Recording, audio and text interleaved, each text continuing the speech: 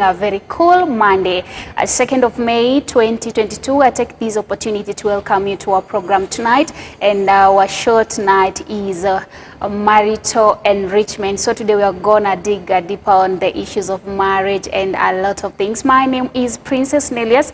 I'm gonna be your host tonight, and I hope that everything is going to be okay. You can continue writing to us in our Facebook, that is a New Morning TV, and also we are going to be going to YouTube Live. I'm gonna give you the handle name, so don't worry. So welcome so much. Today we are going to help ourselves and also help a lot of people who are in marriages and who are wanting to enter into marriage to get to know ourselves better. But before that, let's get to know who is going to help us today to understand self-awareness in marriage. We have our guest here, and I'm gonna give him this opportunity to introduce himself, and then we're going to continue. And also keep writing to us. I'm going to be reading your comments as we go by. So welcome so much, Pastor. Asante, thank you, Nelius. I'm Henry Waweru, and most welcome to this program. Yes. Today we're talking about self-awareness. Yeah. And so to me that's a very exciting topic. And most welcome, and your marriage will be enriched. Yes. Yes. And if there's that person who entered into marriage bila kujijua, hopefully today atakuwa anajijua. So thank you so much, our dear viewer. We are going to go direct to our topic tonight. Our topic is about self-awareness in marriages. Talking about self-awareness, you're going to get to know how a lot of things can affect our marriages, and you're going to start even with a lot of things that you don't even know. Maybe you are there, you don't know your personality, you don't know the personality of your partner, neither your spouse. We are going to get to know that. But before we go deeper, Pastor, you can just introduce the topic shortly. Okay, self-awareness is very important. To be self-aware is to be in touch with your inner self. Okay. You're in touch with who you are. I want to give you an example. One time I counseled some people, a couple. Okay.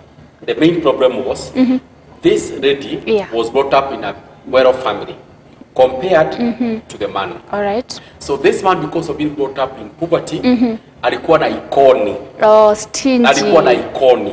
To an extent, ni alikuwa na supermarket. Okay. And you see, we women love shopping. Yes, yes. As alikuwa na supermarket, yani unajua kuscale, economy of scale. Yes. Kwa sababu economy of scale. Okay. And so they really had a rough time because this lady grew up knowing that whatever I need to be provided for. Of course. Okay. This man grew up from hands to hearts to mouth. So being self-aware is knowing who you are, being in touch with who you are in the inside, knowing your past, knowing your history, so that you can really adjust. Okay. Because sometimes it is in marriage it is opposite that attract. Okay. And so someone who was brought up in a royal family maybe attract to someone who was brought up in a poor family. I hope you read the book known as Across the Bridge. Yeah. Yes. Yes. And that marriage never worked. Yeah, Across the Bridge. It never worked. It never worked because this Schumer came from a very poor family where they used to say, Maggie used to say that the rats never used to do family planning. Yeah. And the lady, I can't remember her name, she came from this Kahodo's family, and this family was very rich. Yeah. And so that marriage never worked. That's why the book is called Across. Across the bridge. Yeah. Yes. Sometimes in marriage, there's some bridges you must cross. Yeah. All right. So tonight we are going to open that chapter and get to know yourself and also the self of your partner. We're going to talk about the issues of temperaments. Kuna watu wananyamaza sana, kuna wengine wanaongea sana. Kuna watu wana orderly, kuna wengine wako tu shagla bagla. We're also going to be knowing how is upbringing, the way you are brought up, that can affect your marriage. You're going also to look at birth order. Maybe being a firstborn and then you get married to a lastborn. Tunambiwa lastborn wako na vitu mingi. How do you handle that? And a lot of things, also the origin of the family. And in this topic tonight also you're going to know how you can mend your weaknesses and also how you can help the other person in their strength and weaknesses. So Pastor, I think we can start with our temperaments, and that means our personality. Na mimi nashuku hapo ndipo shida iko, because a lot of people unaweza sikia like the woman is a sanguine, the man is a phlegmatic. So unasikia unaambiwa umekalia bwanako, and that is not the case. But before that, allow me just to shout out to some few people that are writing to us this evening, and then we're gonna welcome everyone on board. So I can see a lot of people here coming in. Remember, our Facebook page is a New Morning TV. You can continue writing to me there, and then I'm going to be reading your comments. Naona zimejificha kidogo. Just start with us about temperaments, and then I'll get them later. Okay, so I want let me say this. People marry with a wrong impression on what marriage is. Okay. E.g., we call them love delusions. E.g., some people think because I love her, because I love him, my marriage will work. Yeah. Love brings you together. What keeps you together is not love. What is it? It is understanding. Okay. What keeps you together is understanding your spouse, understanding your partner, understanding your husband and your wife. When you understand the spouse, your spouse, leaving that person will be very, very easy. Okay. So what happens is people think like, because I love her, because I love him. No, love is not everything. Yeah, love is not everything in marriage. Okay. Love brings you into the house. What keeps you in the house is understanding the other person. And there's this argument that my husband doesn't understand me, my wife doesn't understand me, and so at the end of the day, that might you break unless you understand one another. According to 1 Peter, chapter 3, verse 7 to verse 9, so Peter who was married, talks about husband live according to knowledge with your wives who are joint heirs with you. Now, it says live according to knowledge. Other version says live according to, live with understanding. So meaning I must know you. I must know where you are coming from. I must know your past. I must know your history. I must know your temperament. I must know your personality, your strength, your weakness, your birth order, your family of origin. What kind of family did you come from? I must know the environment in which you grew up in. If someone grew up in slums, another person grew up in town, kuna shida. Kuna shida. Mtu akiingia na viatu mpaka kwa kitchen. Yes. Because you are grow slum. Now you are town, anataka nyumba iwe safi. So what puts you together is that word, knowledge. Understanding. Knowing where is this person coming from. E.g., if someone had painful experiences in the past, e.g., that person lost a close person, lost parents, and now you have met the person. Just now you'll be dealing with grief and loss. And most of the times that I feel, you don't understand me. You don't understand that my mother died or my father died. I'm an orphan. So before you marry, you must ask yourself, whom am I entangling myself with? What is his past, his history, and the rest? All right, maybe for the sake of the person that doesn't know what a temperament is or how many are there, you're going to help us there. But I start by reading some comments here. Thank you so much for tuning in, our viewer. Naona mtu anaitwa Boniface Kiambi anasema, most of us Meru men tuko na temperament sana. You know Meru men, wanaambiwa uko na hanga. So it's asking, how can we overcome this? You're going to help them. Kuna mtu anaitwa Lucy Kirago anasema, tuned in from Kasarani. Thank you so much, Lucy. And if you got any question, you can write it there. I can see someone by the name Solo Gashanja kama kawaida tuned in. Thank you. And someone is saying, watching this wonderful program from my place of work. Thank you. Before we start answering the questions, zakina wale by Temorome, awa nambiongo kuna hasira sana. Let's get to know how many temperaments do we have and how do we understand them and how can we deal with them in marriages? Okay, so temperament, we say your temperament is your natural you. Okay. Your temperament is your inborn personality, and you cannot change it. Okay. Or the only thing you can do is to improve it. E.g., we have extroverted people who are outgoing, party after party, who love outdoors. People, they are called people. People persons. They are called sunny sanguines. They are the life of the party. Now that person was born that way. Your personality is your natural you. Then on the other side, you have the introverted people. Okay. They are withdrawn, they are reserved, silent. They look silent, they look a bit sad. Hataki mambo ya watu, hataki tu kujikalia. Sawa. Au adada toshia ndo hataki mambo ya watu, hataki tu kujikalia. Hivyo ndivyo alizaliwa. So if you marry such a person, the first step is understand hivyo ndivyo inakuanga. Okay. These are the people, if you tell them, we shall go to visit a place next week. tell that person 3 weeks before. Okay. Ili ajiprepare. A sanguine or this extroverts ukimwambia twende akienda 5 kilometers na tuko tunaenda wapi? You see, they are outgoing. Yeah. And others are reserved. So your temperament will really affect your marriage. Because one great mistake people do in marriage is trying to change the other party. Yeah. Ulimkuta akiwa mpole, unataka kumkusha ongee. Ulikuta huyu naye aongee, unataka kumtuliza. Sasa anapata depression. As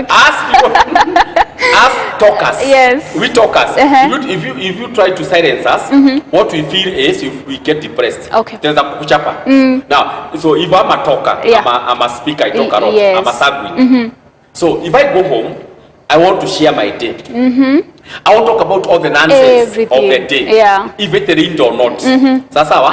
I want to talk about the successes and the failures of the day. That's how a sanguine is. So if you don't understand that man, and I feel this husband, this doesn't understand me. Anakupenda lakini ani understand. You see. Now, for the introverts, akienda nyumbani anataka space. Anataka space yake, kwanza atulie, kwanza arudishe akili pamoja. Na ajiulize kwa nini hakusucceed. An introvert will talk something that happened today, 2025. In the next election 2027, atakwambia kitu it happened in this election. Atakwambia yote. You came in 2022 and it was raining. You never greeted me. 5 years after, they keep a record. They keep it. And if you're an introvert, the Bible says that love never keeps a record of wrongs. So you're going to destroy your marriage by carrying grudges, by holding grudges. They buy the hatchet, but they leave the handle out. They remember every detail, and that's why they are always hurting. So if you are married to a sanguine, no, you won't talk. If you are married to a melancholic, know that they want to process the day. They want to process the day in silence. Yes. There's a place you have said that you cannot change them, and that is true. For example, you can't change someone who is so quiet, you can't change someone who is talkative. How now do we blend in and understand each other? How do you understand blend in? The first step is self-awareness. Understand I'm dealing with a person who talks a lot. You understand this person anaweza no atemanie kiugo, anaweza angusha neno anytime mpaka muibike. Na naye haibikagi ako sawa. So you understand hivyo. Na understand as we talk a lot, we don't really mean what we say. Don't take us seriously. Sawa. Otherwise you shall be left hurting. I can make a joke on you and you laugh. A melancholic will be hurt. Whereas the sanguine is laughing. So the first step is understanding. Now, if you are dealing with a melancholic person who is very introverted, just know they don't take joke easily. They are perfectionists. They are orderly people. They are very sober. They process a lot of information. So unapoongea na yeye, create a good environment. Get a good environment, like a peaceful environment. Because this will not open up easily. A melancholic will require to process the information. For you to process what you want to say, there must be security, there must be peace, there must be a conducive environment. So a sanguine should create that. And that's why premarital counseling is very important. People who go into marriage without premarital counseling, they really struggle a lot. Because unaingia tu, unasema love is bright. Marriage is anayopenda. Utapata character development kwa marriage. Utapata adabu na utarudi tuko pasta. Thank you. You're going on well, and thank you for those who are joining us. Naona watu wengi wametujoin sana. I remember we are talking about self-awareness in marriages, and we said that we're going to tackle everything, and we started with the temperaments. Kwa hivyo ni vizuri ukajijue where do you fall in. Someone by the name Priscilla Ndegwa anasema niko tune in kutoka kule City Nairobi. Thank you so much Priscilla, we appreciate. I can see someone by the name Gitao Papa Alan anasema niko ndani kabisa. Thank you so much, and a lot of people there that are writing to us. I don't know Pastor if we can go to another thing that can maybe bothered or something like that, but I can also see someone by the name Daniel Ndongo anasema yuko ndani. Thank you so much, keep writing to us, and also you can keep writing your questions there because we have to answer them. Now before you go to anything else, like birth order, so we have other temperaments I've not touched. The cholerics. The cholerics are the bulldozers. They are the people they will push you and push. They are natural leaders. they can become, they are very aggressive. Bossy. They are go-getters. Okay? Yeah. So a choleric will not sit down when things are going the wrong way. He will rise up and make sure things go the right way. Or even she. Or even what? She. I mean even the woman. I'm talking about choleric man and choleric man. Okay. So a choleric can't sit down when things are going the wrong way. Very true. Ati watoto wanalala ja, atenda kuwatafutia na ni mama. Now the problem of cholerics is they believe in winning. They believe I am right. And they always say it is either my way or the highway. They say it is either my way or you go drying. Otherwise, they believe in winning. They are the most successful because ni watu wa kifua. Na akisema amesema. These will become dictators. Okay. They are very pushy. They are very autocratic. And one word for them, they are very strong-willed. Okay. So if you marry a choleric, they don't apologize. You don't apologize. But if it's a woman, you don't apologize. Because they believe in winning. To them, apologizing is a weakness. In marriage, you must say sorry. And when you sorry your pride in marriage, you don't have indigestion. You don't have stomachache kwa sababu umesorry your pride. But cholerics don't sorry their pride. They won't say sorry. And that's why they destroy their marriages. Now, these cholerics are married to these quiet people, reserved and withdrawn, known as the phlegmatics. Now, the phlegmatics are not wa kubebewa akili. Not to kubebewa akili. Because their main need is peace. I want peace. Anything. Exactly, I want peace. Peace at any price. That is their motto. Peace at any price. So analaliwa. But always know, in marriage, every person has a breaking point. Even the phlegmatic atafika pali aseme, enough is enough. Nimetumiwa vibaya, nimepigwa, nimetumiwa kama doormat. Now I must rise. And that's how marriages are destroyed. So cholerics must allow the others to win also. And a phlegmatic must also allow learn to be assertive. To say no. Ukiona unatumia vibaya una say no. You learn to be assertive. Yes. Wow, that is a big lesson there. Someone by the name Sherry Ann kutoka anasema tuned in. Thank you so much Sherry Ann. Anasema kule Nakuru County. She's a very good friend of mine. Anasema show iko moto sana. And you can ask a question to Sherry Ann. Kuna mtu anaitwa Mary Kamau anasema niko ndani. Thank you so much. Anasema Councillor Boni Kiambi anakupenda sana. Kila siku anasema huyo Councillor kwa excellent. And he's saying that Wanjiru's laughter is making us glued. Mimi napenda kucheka and I thank God for the joy amenipatia. Pastor, let's go on. What about maybe the birth order ina affectaje mtu? Because sometimes you can hear people say mimi sitaki kuoa ama kuolewa na last born. But before that, our director anasema twende break kidogo alafu turudi. What do you think? Twende break. Tunakulana hapa. So let's get a short break and then when we come back we're going to go on with our topic tonight. Thank you so much for watching. Keep writing to us and if you have that burning question, hata kama unaulizia 100 others ama 1000 others na utaji mtu, we are going to help you. So thank you. This is New Morning TV. Our show tonight is Marital Enrichment. My name is Princess Nelius and our guest today is Pastor Henry Wawero. Don't go far, we are coming back.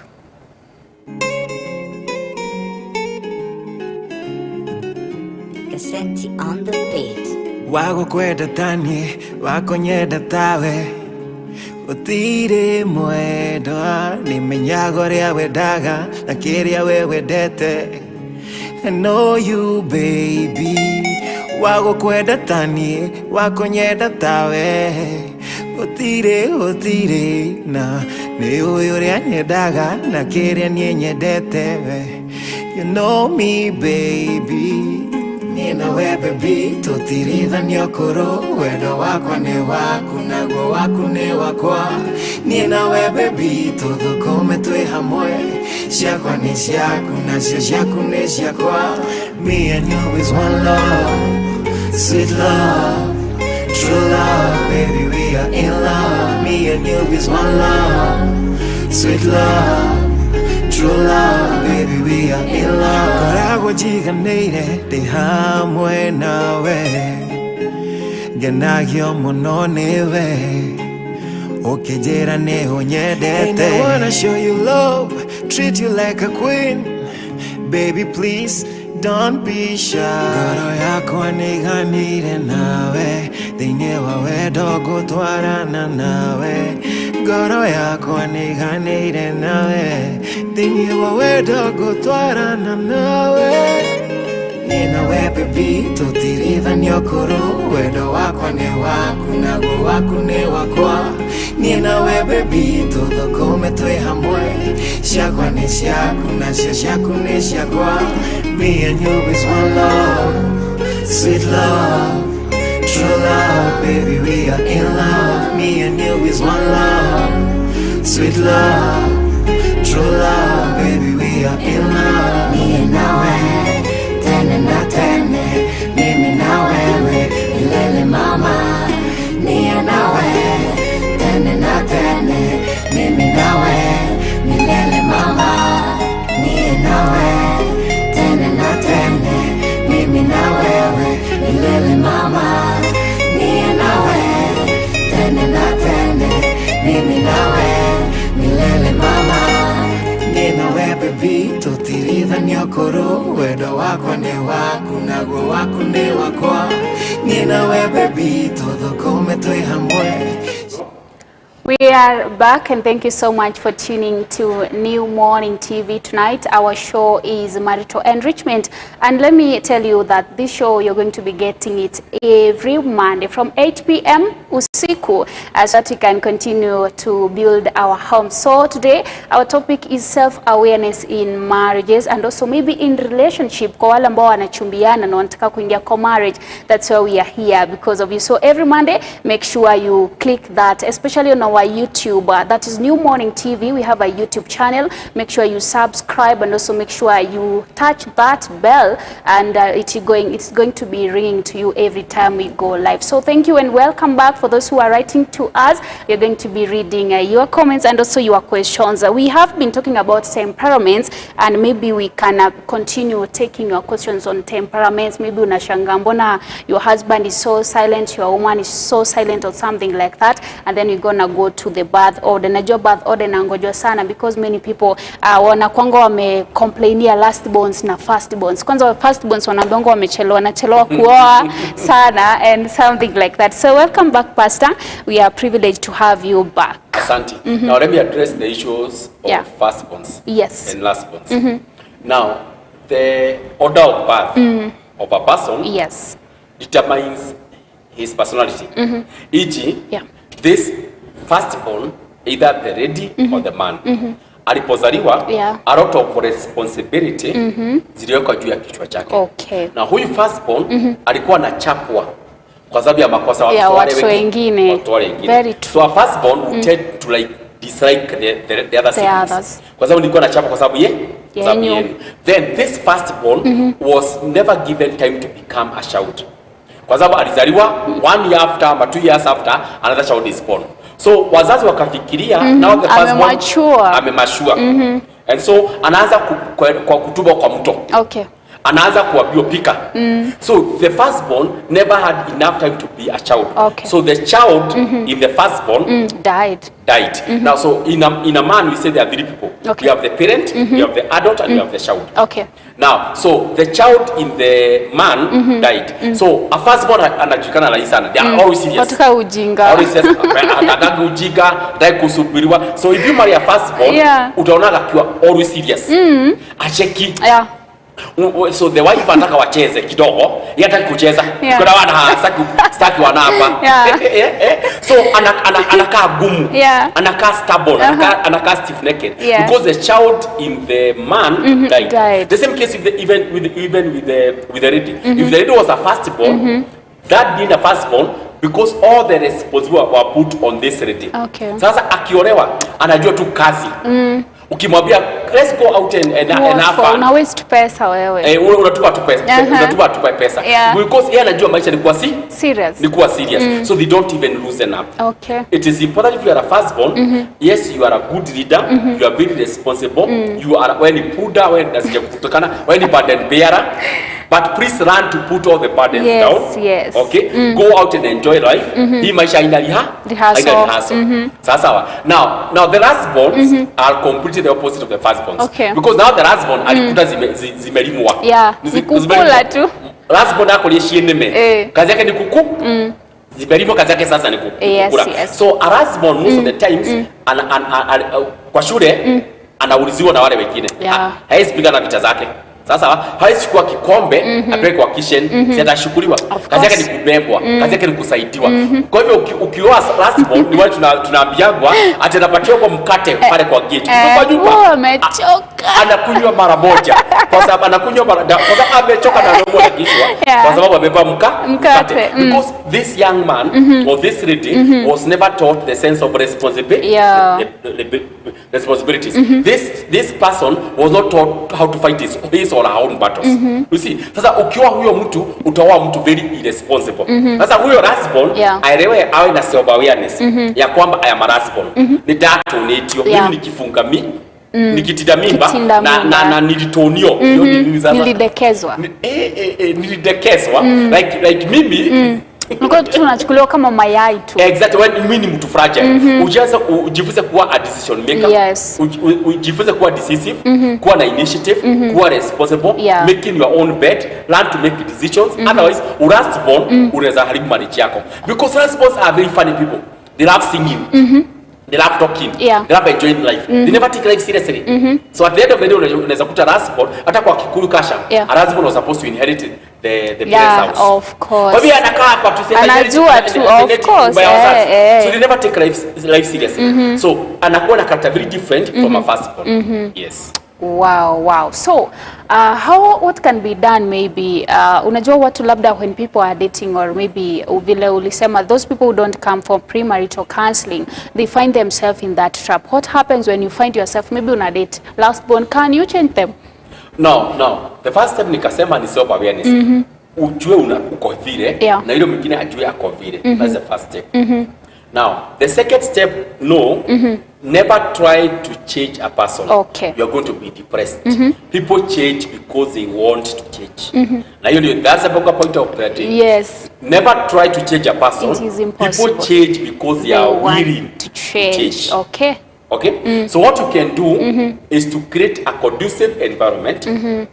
And remember that by this person can change. Okay. That's why we are told to love one another. Because love creates an environment where someone can do what? Can change. Now, whether you are a firstborn or a lastborn, whether you are choleric or you are phlegmatic, whether you are a sanguine or a melancholic, now, whether you are an introvert or an extrovert or an ambivert, now, what happens is every temperament has strengths and weaknesses. Sure. So, learn your strengths.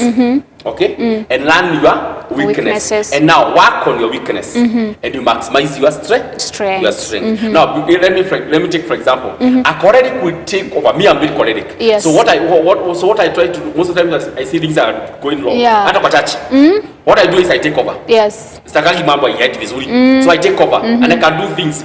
Napenda mtaratara. Now you see. Now that is a strength. Yes.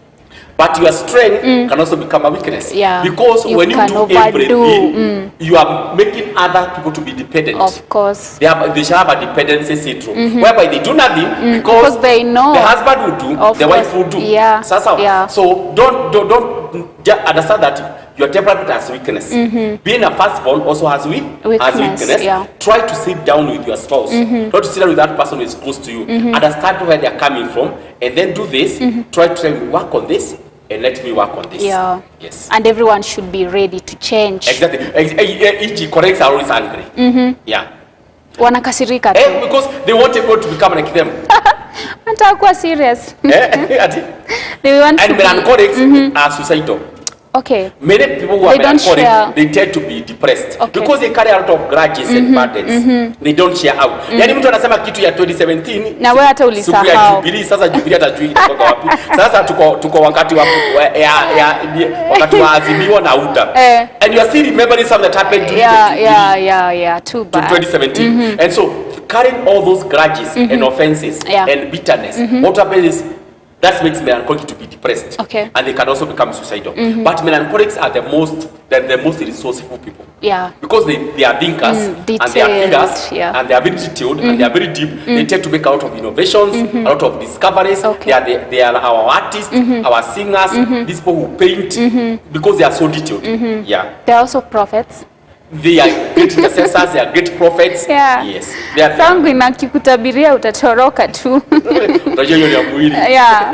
So we gone well. I think that one we have exhausted. But if you got a question on that birth order, unaweza tuambia alafu tutakusaidia in the temperaments. What about the upbringing? Kuna different people, differently, we are brought up differently. Tumelelewa kujua this is done this way, this is done this way before we go to the family of origin. Now, the question is, how are you brought up? Yeah. That word, how are you brought up? The environment, the surroundings, the socialization, how you are brought up determines what kind of person you be in your relationship and in marriage. Yes. How you are brought up. Now, were you brought up with pain? Okay, you see, that pain shall be brought to marriage. People before they marry, they must first of all heal. Sure, why? Sure. If you don't heal before marriage, you are going to come into marriage a sick person. That will not be a marriage, that should be a hospital. Because you are patients, you are sick. Okay? So why you brought up in pain? Ulikuwa unachapwa sana. Have you dealt with that with that anger? The level of education. Ulisomeshwa ama ukusomeshwa? Because the levels of education determines our reason. Kwa mtu anaweza reason unaona huyu mtu sana akona wana mwingi because of the level of education. And that is why when married, please try to marry someone above me. Mkono pamoja education. Mtu mmoja kona masters, na mwingine alisoma kabisa akafika class 7 ya zamani. Hiyo reasoning, mkita office party, huyu jamaa anakuja na gumboots za kina gopo. Na msichana amevaa miniskirt. Na sasa msichana atakuwa na afya because he is not proud of this. So mara mtu ambaye mnaweza reason pamoja. The Bible says come and reason together. Sure. Come and reason together. That is a bonga point for the people who are single. Exactly. So the way you are brought up determines the kind of a person you become in marriage. Do you have unfinished business? Things that you have never dealt with in your childhood. People marry out of secrets. E.g., this person was sexually abused, sexually harassed. But this person never told married, anyone. Never talked about it. So Joyce Meyer says you are as dark as your secrets. So it simply means the more secrets you have, the more sick you are. You are as sick as your secrets. So the more secrets you have never opened up to anyone, the more sick you are. And so mtaingia kwa hiyo marriage uwe na baridi. What does this? Why is this person always angry? Why is this person always nagging? Because of the why is past. this person always insecure? Okay? Why is this person not sexually intimate? Because sex to the lady or to the man is a reminder reminds them of the pain of the past. Get my point? Unamwambia tu tunamkosoa. Ndio hapo you take correction as rejection. Nimekukosoa. Nakapia na hapo hiyo ndio hujaka vizuri. That is correction.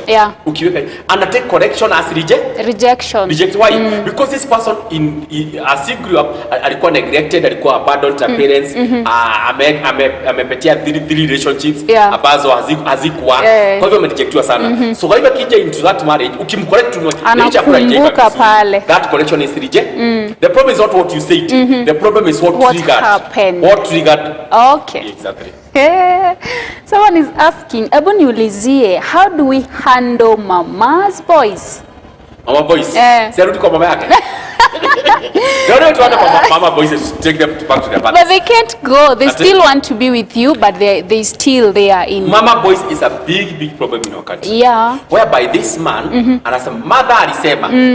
Ni mother uraugire. Mother alisema. Mother ameniita.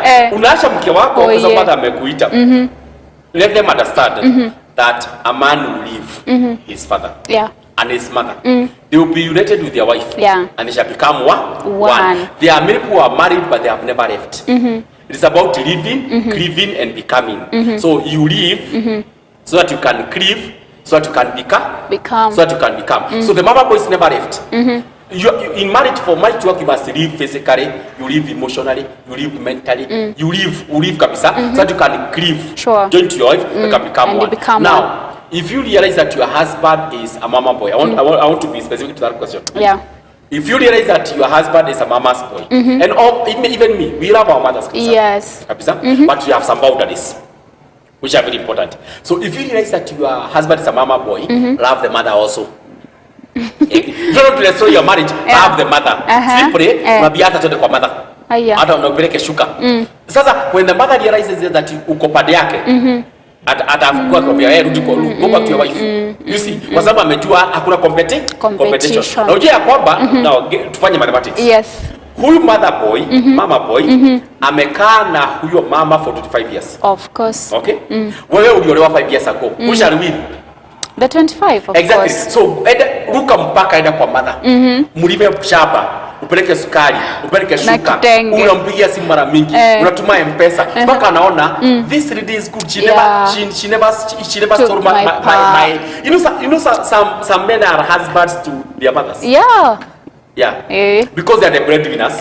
Yeah, and when you come in, they just see. So the mother will feel bad because the breadwinner has gone, and many firstborns are also breadwinners.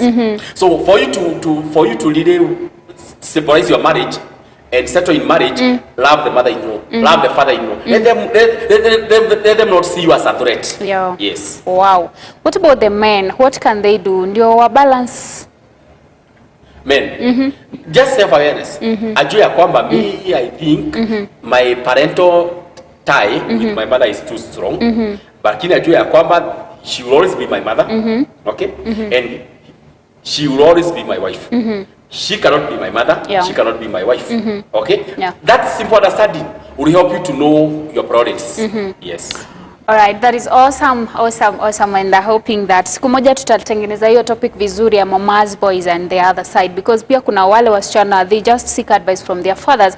What about now we can talk about the family of origin? I think that is where a lot of things fall in, especially when you talk about single parenting. Okay.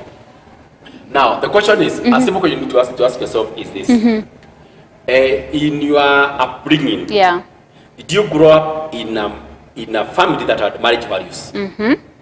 Okay. If your marriage, if the family you grew up in never had marriage values, you shall have a big problem in your marriage. Okay. Okay. E.g., did you have a father? Was the father present? Did you have a mother? Was the mother present? Okay. So children who grew up where they could see the father and the mother, they grew up with a marriage value. Yeah. Because children learn as a sort of observation. Now, so what happens is, when this person matures up and gets his own marriage, this person starts reflecting on the marriage of the parents. Yeah. They start reflecting on remembering, this is what my father used to do, this is what my mother used to do. Akona point of reference. Sasa kuna watu wengine we never had a point of reference. So our marriages were try and error. So you need to be self-aware of your family of origin. Did you grow up in a family that had marriage values? If you grew up with a single mother who was subura mtu, Mr. Subura mtu, hata mama yako ni survive. Adopted too. Wanasemanga. Hata mama yako ni survive na hapo na mzee. But that you are not your mother.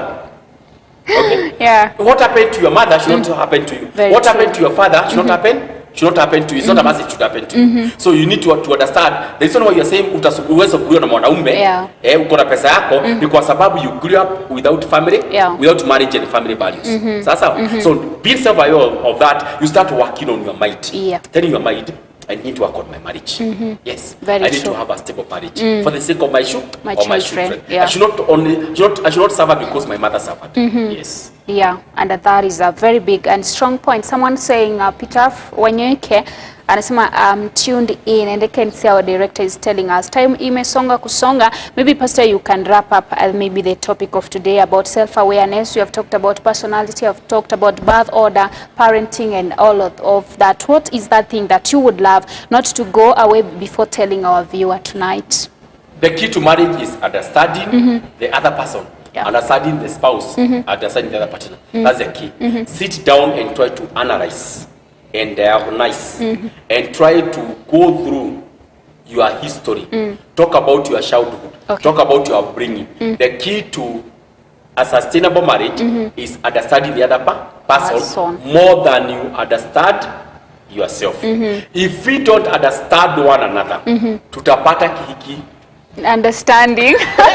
So utapata ki misunderstanding because you never understood your partner. Utapata ki misunderstanding. Yeah. Yes. Ama kiwanaume tu hapo. Ama kiwanaume misunderstanding.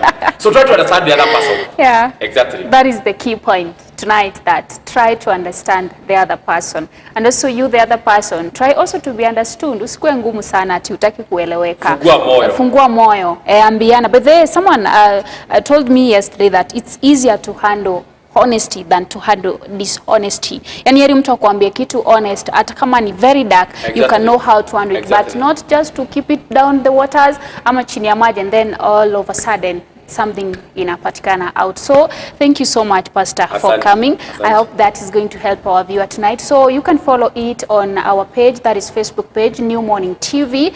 Go there and start watching it from the beginning if you are coming now like Peter Wanyoike. You can also go to our YouTube channel, and in our YouTube channel I'll just tell you and request you to go there, like and subscribe, and also make sure you get to share to other people so that we can tusaidiane tu, tunataka ndoa zidumu.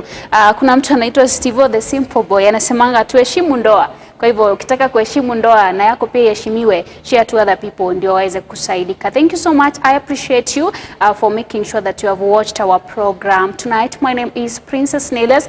God willing, next week on Monday we go on with our show, that is Marital Enrichment. But I want also to welcome you on Wednesday. We are going to get now to theological issues in our show called Digging Deeper. Hapa ndio tutakuwa tunajua vile Bible iko, mambo yanatendeka vipi. Also we are going also to know how did we come into Christianity or something like that. So on Wednesday we welcome you to our show, that is Digging Deeper, here in New Morning TV, YouTube and Facebook. We're going to get to know more. So thank you so much for tuning in. God willing, make sure you continue watching because everything is going to be okay. Have a good night and we love you so much.